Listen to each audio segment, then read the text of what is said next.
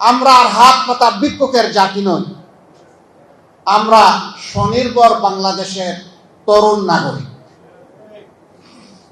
আমরা এমন একটি বাংলাদেশ তৈরি করতে চাই।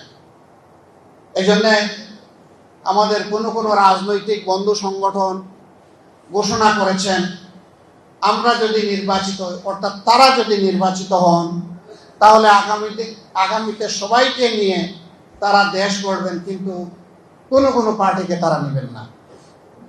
আমরা তাদেরকে সুসংবাদ দিচ্ছি, আমরা জাতিকে সুসংবাদ দিচ্ছি, যেই জাতি একটা ঐক্যবদ্ধ জাতি চায়।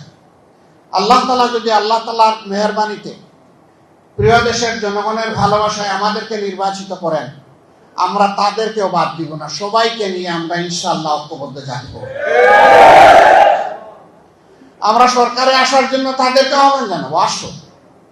আমরা চাই সবাই যার যার জায়গা থেকে সর্বোচ্চ অবদানটা রাখুন, এই জাতিকে নতুন করে কিছু দিন।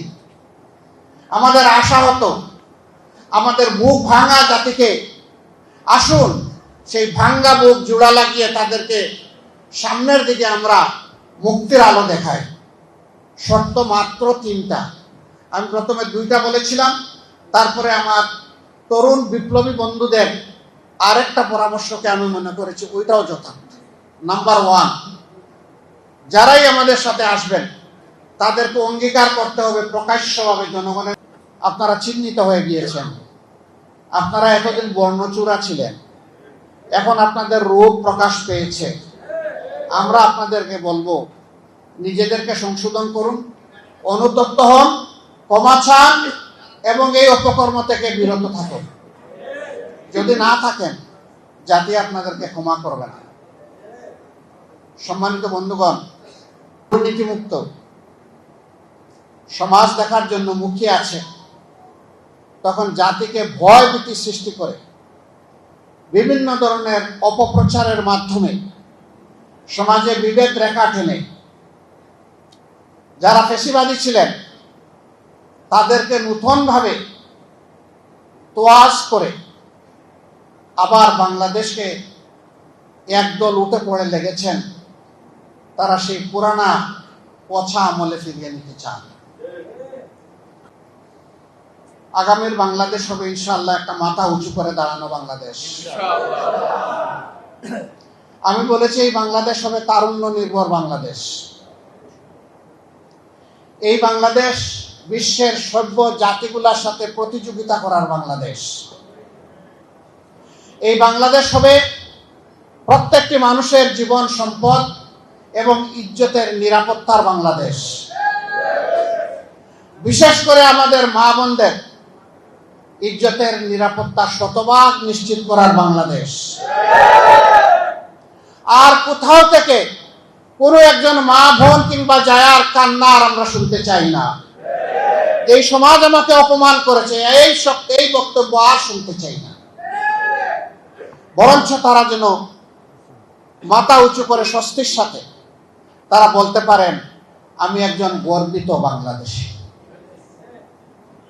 আমাদের তরুণরা যেন বলতে পারে, না হতো আজকের 25-এ এখানে এইভাবে দাঁড়াতে পারতাম না। যদি 24 না হতো, আমরা যারা নির্বাচনের কথা বলছি, নির্বাচনের প্রস্তুতি নিচ্ছি, আমাদের মুখ দিয়ে নির্বাচন নামক কোনো শব্দ বের হতো না।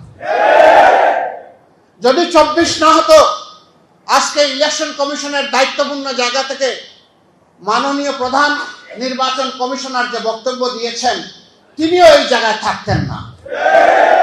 যদি 24 না হতো, বর্তমানে যে ইন্টারিম গভর্নমেন্ট আছেন, যারা দায়িত্ব পালন করছেন, তাদের অনেকেও জেলে থাকতেন।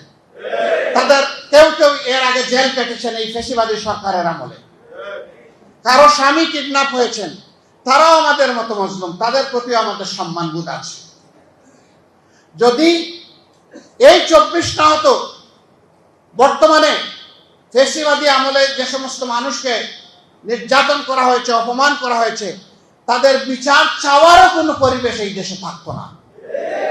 সুতরাং 24 আমাদের ইতিহাসের শুধু অংশ নয়, 24 এখন আমাদের কলিজার অংশ। এই 24কে সম্মান করলেই বাংলাদেশ এবং জাতিকে সম্মান করা হবে। আমি সকলের প্রতি বিনয়ের সাথে অনুরোধ করব, আমরা সম্মান করব 71-কে, আমরা অবশ্যই সম্মান করব তেমনিভাবে 24-কে। যার যেখানে যে অবদান, কোনোটাকেই খাটো করা কারোর জন্য সমীচীন হবে না। যার যার অবদানকে স্বীকৃতি দিলেই এই দেশে জ্ঞানীরা জন্ম নিবে, বীরের জন্ম হবে। আর যদি অবদানকে অস্বীকার করা হয়, জ্ঞানীর আত্মহত্যা হবে এবং এই দেশে মায়ের কুলে আর বীর জন্মাবে না।